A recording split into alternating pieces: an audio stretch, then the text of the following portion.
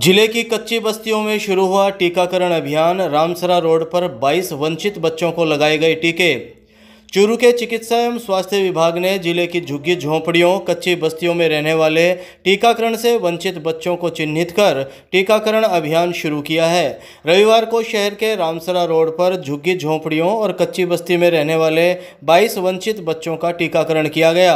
RCHO doctor एहसान गोरी ने बताया कि मुख्य चिकित्सा और स्वास्थ्य अधिकारी डॉक्टर मनोज शर्मा के निर्देश पर वंचित बच्चों के टीकाकरण को लेकर यह अभियान चलाया गया है। इस अभियान के तहत जिले भर में झुग्गी झोंपड़ियों और कच्ची बस्तियों में रहने वाले वंचित बच्चों को चिन्हित कर उनका टीकाकरण शुरू किया गया है। उन्होंने बताया कि चूरू शहर में ऐसी 6 बस्तियां हैं जहां वंचित बच्चों को चिन्हित किया जा चुका है।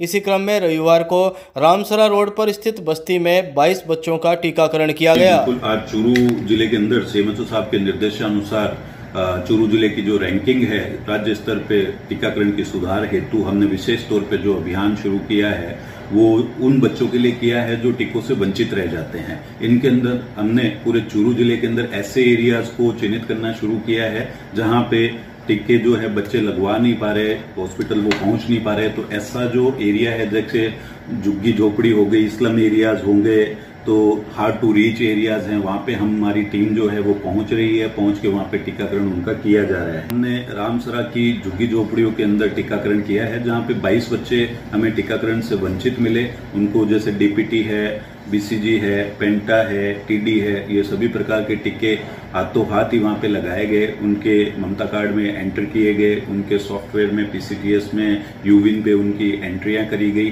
और उनका उत्साह देखकर हमें भी अच्छा लगा कि ये बच्चे जो टीकाकरण नहीं करवा पा रहे थे उनके टीकाकरण पूर्ण किया गया और इनको मुख्य धारा में जोड़ा गया। सदर थाना क्षेत्र के गांव में 30 वर्षीय महिला से बाइक सवार 2 व्यक्तियों ने की छेड़छाड़ व मारपीट। महिला थाने में नामजद मुकदमा दर्ज। चूरू के सदर थाना क्षेत्र के गांव में 30 वर्षीय महिला से बाइक सवार 2 व्यक्तियों के द्वारा छेड़छाड़ और मारपीट करने का मामला सामने आया है। पीड़िता की रिपोर्ट पर महिला थाने में नामजद आरोपियों के खिलाफ भारतीय न्याय संहिता की गंभीर धाराओं में मुकदमा दर्ज हुआ है। महिला थाने पहुंची पीड़िता ने बताया कि 5 सितंबर को वह अपने देवर के घर जाकर पैदल अपने घर लौट रही थी। तभी बाइक पर इमदाद और सद्दीक खान आए जिन्होंने उसका हाथ पकड़ लिया और छेड़छाड़ करने लगे। उसने आरोप लगाया कि दोनों उसे जबरदस्ती बाइक पर भी बैठाने लगे। जब विरोध किया तो उसके लात की भी मारी। शोर सुनकर उसकी 2 जेठानियों ने बीच बचाव किया और दोनों आरोपियों को डांटा तो वे उसे धक्का देकर भाग गए। महिला थाना पुलिस ने 30 वर्षीय विवाहिता की रिपोर्ट पर मुकदमा दर्ज कर लिया है और मामले की जांच शुरू कर दी है। गांव मेहरावणसर के खेत में सांप के काटने से 61 वर्षीय किसान की हुई मौत। 3 दिन झाड़ फूंक के बाद लाए थे अस्पताल। चूरू जिले के गांव मेहरावणसर के खेत में सांप के काटने से 61 वर्षीय किसान की रविवार को मौत हो गई। गंभीर हालत में परिजन बुजुर्ग को अस्पताल लेकर पहुंचे थे जहां चिकित्सकों ने बुजुर्ग को मृत घोषित कर दिया। सूचना मिलने पर अस्पताल चौकी पुलिस ने मृतक के शव को मोर्चरी में रखवाया है जहां भालेरी पुलिस के आने के बाद शव का पोस्टमार्टम किया जाएगा। अस्पताल में मृतक के परिजनों ने बताया कि मेहरावणसर निवासी 61 वर्षीय गणेश 3 दिन पहले खेत में काम कर रहा था। तभी अचानक उनके हाथ पर जहरीले सांप ने काट लिया।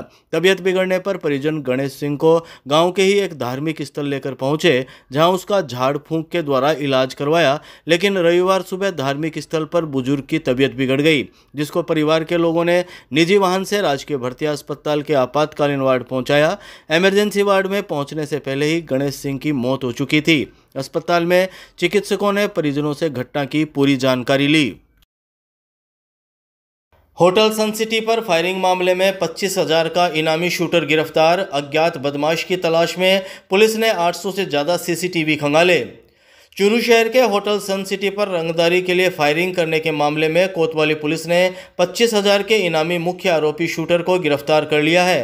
पुलिस ने फायरिंग की इस वारदात में सहयोग करने के आरोपी को भी अरेस्ट किया। चूरू पुलिस की टीमों ने महज 20 साल उम्र के मुख्य आरोपी को दबोचने के लिए राजस्थान, हरियाणा, दिल्ली, पंजाब और उत्तर प्रदेश के विभिन्न शहरों में 800 से ज़्यादा CCTV खंगाले और करीब 500 होटल व धर्मशालाओं में इसकी तलाश की। आखिर पुलिस टीम ने हरियाणा हरियाणा के भिवानी से आरोपी शूटर प्रीतम उर्फ काला को गिरफ्तार करने में सफलता हासिल की। पुलिस ने फायरिंग में सहयोग करने के आरोप में भिवानी के ही 21 वर्षीय दिनेश सुनार को गिरफ्तार किया है। वारदात में शामिल दूसरे मुख्य आरोपी योगेश की पुलिस अभी भी तलाश कर रही है। 17 अगस्त 2024 को प्रीतम उर्फ काला और योगेश ने अपना चेहरा ढककर होटल पर ताबड़तोड़ फायरिंग की वारदात को अंजाम दिया था। पुलिस मामले में अब तक 7 आरोपियों को गिरफ्तार कर चुकी है। मामले की जांच कर रहे कोतवाली थाने के एसआई राम प्रताप ने बताया कि 17 अगस्त की रात को शहर के होटल सन सिटी पर बाइक पर आए 2 नकाबपोश बदमाशों ने फायरिंग की वारदात को अंजाम दिया था।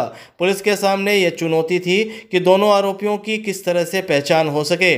उन्होंने बताया कि एसपी जय यादव के निर्देश पर टीमों का गठन किया गया और इस मामले में तफ्तीश करते हुए इससे जुड़े 5 आरोपियों को अलग अलग गिरफ्तार किया।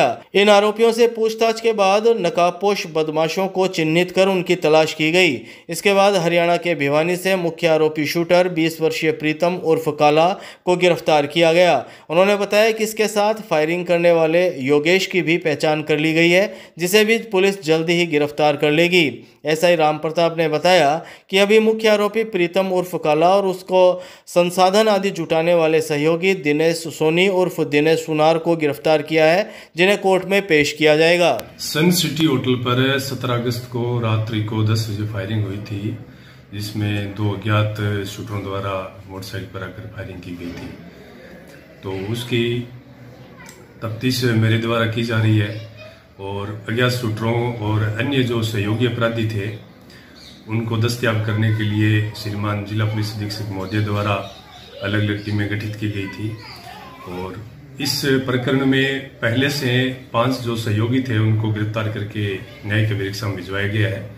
और आज हमारी अलग टीमें जो दिल्ली हरियाणा रवाना की गई थी, उन टीमों ने 2 आरोपियों को दस्तयाब करके थाना जा पर पेश किया, जिनको आज गिरफ्तार किया है।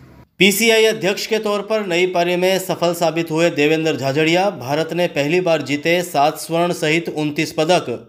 देश के लिए 2 गोल्ड सहित 3 पैरा ओलंपिक पदक जीतने वाले खेल रत्न अवार्डी देवेंद्र झाझड़िया भले ही चूरू लोकसभा चुनाव में जीत दर्ज नहीं करा सके हों, लेकिन पेरिस पैरा ओलंपिक में बतौर पीसीआई अध्यक्ष अपनी नई भूमिका में सफल साबित हुए हैं।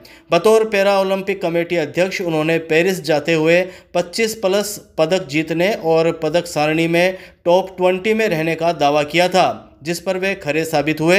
पेरिस पैरा ओलंपिक 2024 में 7 स्वर्ण पदक सहित 29 पदकों के साथ भारत पदक सारणी में 16वें स्थान पर रहा। ये भारतीय खेल जगत के लिहाज से अभूतपूर्व उपलब्धि है। पैरा ओलंपिक खेलों के इतिहास में यह आज तक की सबसे बड़ी सफलता मानी जा रही है। Club throw, high jump, javelin throw, badminton और शूटिंग, इन 5 खेलों में एक ही कैटेगरी में भारत ने 2-2 पदक जीते। सभी देशवासियों को नमस्कार। पेरिस पैरालंपिक के सभी इवेंट हो चुके हैं और भारत ने यहाँ इतिहास कायम किया है। 7 गोल्ड मेडल, 9 सिल्वर मेडल और 13 ब्रॉन्ज मेडल के साथ 29 मेडल जीते हैं। ये इतिहास हुआ है। सबसे पहले मैं मेरे जाबाज खिलाड़ियों को बहुत बहुत बधाई और शुभकामनाएं देता हूँ। माननीय प्रधानमंत्री नरेंद्र मोदी जी को मैं बहुत बहुत बधाई देता हूँ और उनका मैं आभारी हूँ कि पैरा खिलाड़ियों के लिए उन्होंने जितना भी काम किया वो बहुत दिल से किया। चाहे वो टारगेट ओलंपिक पोडियम स्कीम हो, चाहे वो फर्स्ट पैरा गेम्स हो, चाहे वो एनसीओ ट्रेनिंग सेंटर में तैयारी हो खिलाड़ियों की।